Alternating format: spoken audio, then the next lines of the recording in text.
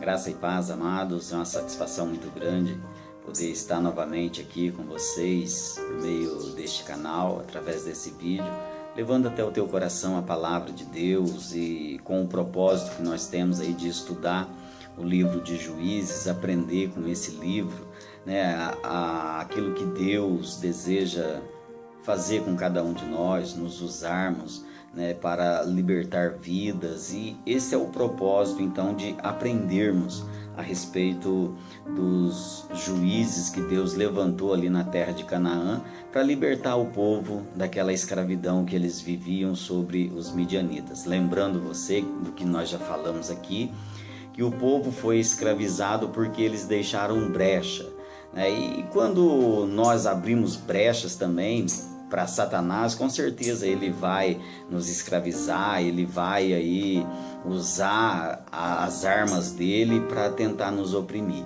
Então o nosso propósito aqui é aprendermos, né, com este livro de Juízes, como fechar algumas brechas na nossa vida, como fechar aí algumas brechas que muitas vezes as pessoas acabam abrindo, né, para Satanás, e ele vem então para destruir, como o próprio Senhor Jesus fala, que o ladrão ele vem para matar, roubar e destruir, mas Jesus veio para dar vida e vida em abundância, e nós só temos essa vida através da palavra de Deus. E continuando aqui o estudo, nós já falamos aí de 2 libertadores que Deus levantou, 2 juízes, né, que Deus levantou para julgar o povo de Israel e libertar eles daquela escravidão.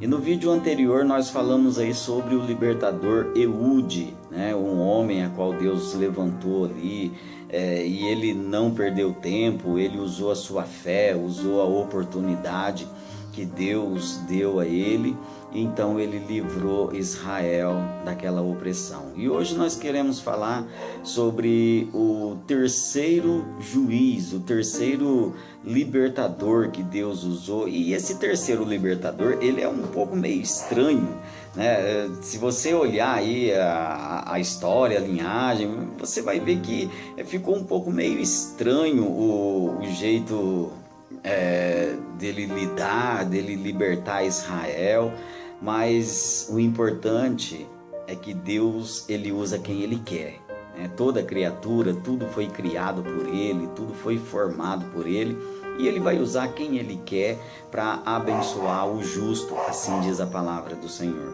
E quem é esse terceiro libertador? Sangás. Quem é esse homem? Bom, vamos olhar na palavra de Deus, vamos ler aqui um versículo da palavra de Deus. E é importante, antes de nós lermos aqui, você entender que quando Eude, né, libertou o povo de Israel, a Bíblia diz assim, que o povo ficou em paz ali por 80 anos.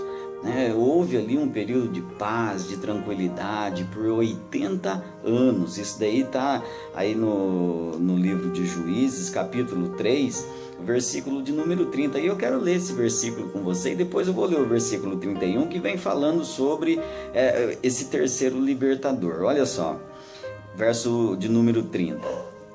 Assim foi Moabe subjugado naqueles dias, sob o poder de Israel, e a terra ficou em paz 80 anos. E aí então, dentro desses 80 anos, é aquilo que eu falei, o povo de Deus, quando tem um período de paz, eles relaxam na sua fé, relaxam aí com a sua vida espiritual, e aí o inimigo acaba prevalecendo de novo. Foi o que aconteceu aqui com Israel, e nós vamos ver aqui o que aconteceu. Nesse período de paz, olha só, o verso 31 diz assim, ó, depois dele quem? Eude, né, foi Sangás, filho de Anate, que feriu 600 homens dos filisteus com uma aguilhada de boi, e também ele libertou a Israel. Então veja que libertador um pouco meio estranho Deus usou ali. Por quê? Quem é Sangás? Sangás era um homem que não é, né, da linhagem de Israel. É um pouco estranho isso, né? Porque Sangás, né, como nós sabemos que não é da linhagem de Israel, Sangás, ele é um nome que não é hebraico, né? E aí então nós entendemos que por ele não ser um nome hebraico, não faz parte do povo de Israel. Quem era Sangás? Sangás, ele era filho de Anate, né? E quem era Anate? Na mitologia cananeia, Anate era uma deusa, ela era aí talvez irmã de Baal ou esposa de Baal, né? E a expressão filho de Anate quer dizer aí que Sangás, ele era um homem de guerra. E você vê isso daí, né? Você pode observar nesse versículo que nós lemos aí. A Bíblia fala assim que ele feriu 600 homens, né, com uma aguilhada de boi, né? O que é uma aguilhada de boi? É aquele ferro, aquele pau, né, que eles cutucam os bois para levar os bois aonde os boiadeiros querem, os pastores querem levar eles, né?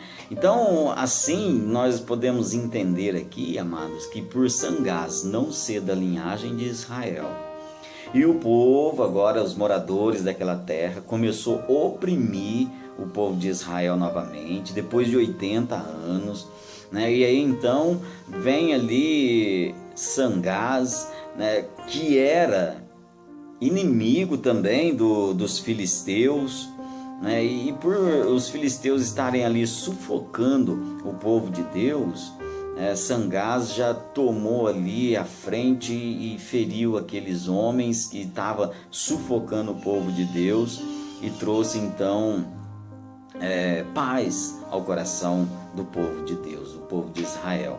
Agora, é importante você entender, né, o que eu quero deixar aqui para você é que Deus, ele tem um compromisso com você. O compromisso de Deus não é com um incrédulo, não é com um ateu. O compromisso de Deus não é com aquela pessoa que não quer saber do Senhor. O compromisso dele é com você. E aí Deus vai usar quem ele quer, na hora que ele quer, do jeito que ele quer, para abençoar a tua vida, para abençoar você. Eu quero ler aqui com você, para você frisar aí no teu coração, 2 versículos na palavra de Deus. O primeiro se encontra em Provérbios capítulo 13, versículo de número 22. Olha o que diz a palavra do Senhor. O homem de bem deixa herança aos filhos de seus filhos, mas a riqueza do pecador é depositada para o justo. Olha o que Deus está dizendo aqui, amados. E o homem de bem, ele vai deixar a herança para os seus filhos. Agora, a riqueza do homem pecador, ela é depositada para o justo, ou seja, Deus vai usar a riqueza do ímpio, Deus vai usar a riqueza do pecador para abençoar a tua vida. Então é importante você aceitar aquilo que Deus está fazendo, porque às vezes Deus está usando aí um ímpio para te abençoar e você está recusando.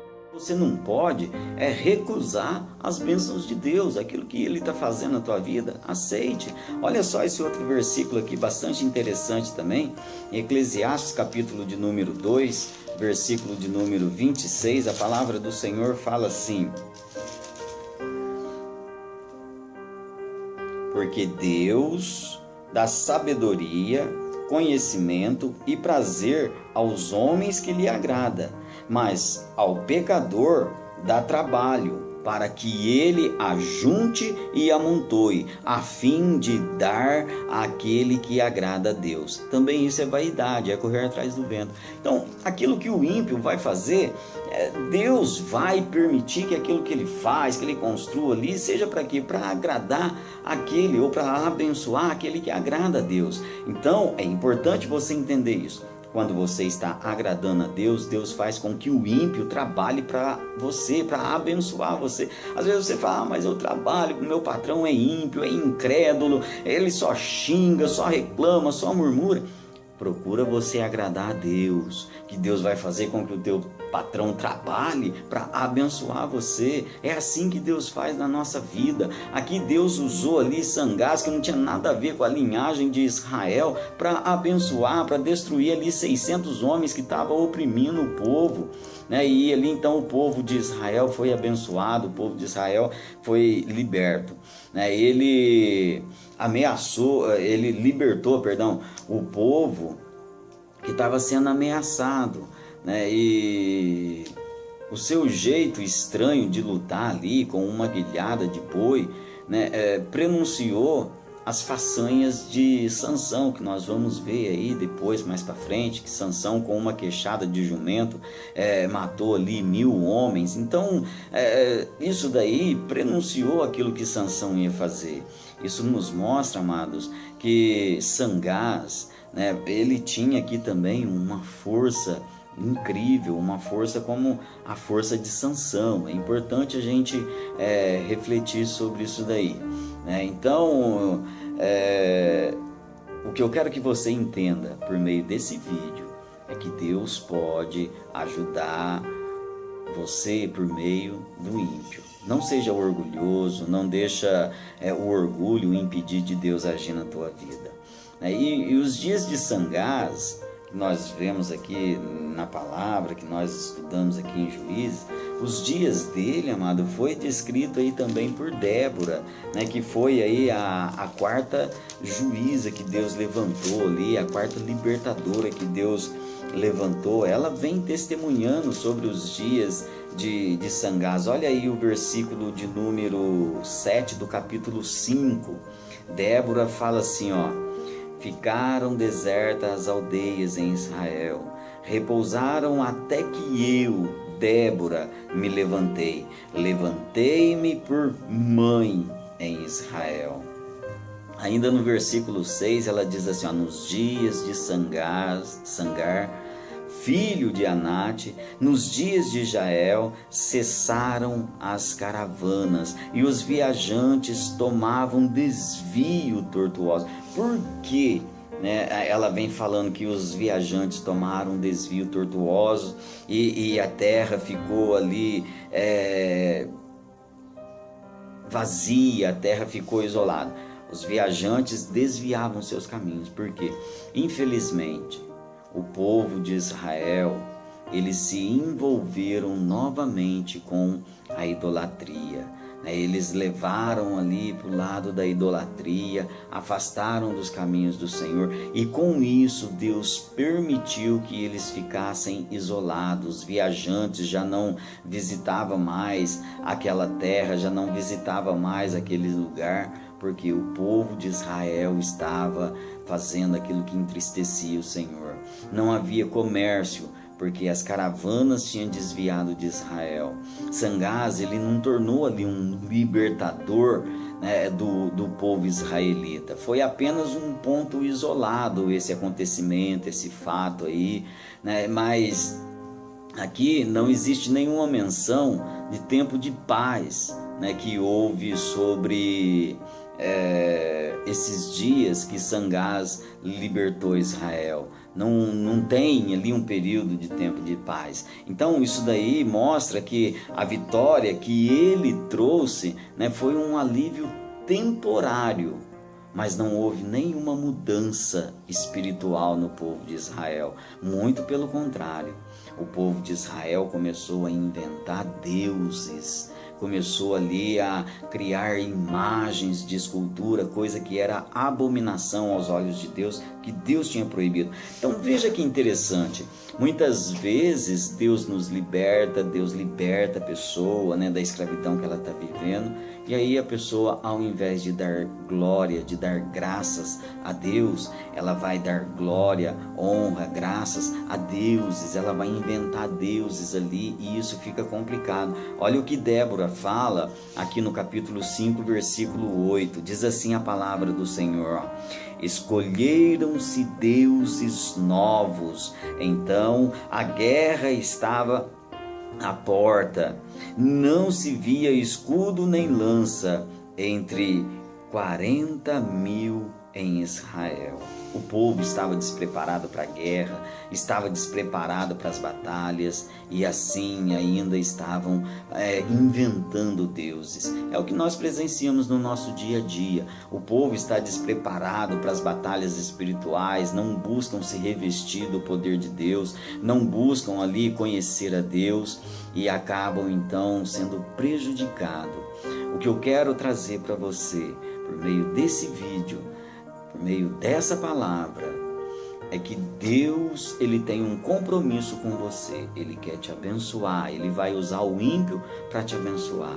Mas entenda, é o que Deus está falando aqui na palavra, lá em Eclesiastes, como nós lemos. Você tem que adorar a Deus somente. E aí Deus vai usar então o ímpio para trabalhar ao teu favor. Não fique você criando, inventando deuses para adorar, ou então adorando você mesmo. Adore ao Senhor, ao único Deus, aquele que pode todas as coisas, aquele que vai usar o ímpio para abençoar o justo, porque o compromisso de Deus é com você. Que Deus te abençoe e até o próximo vídeo, em nome de Jesus.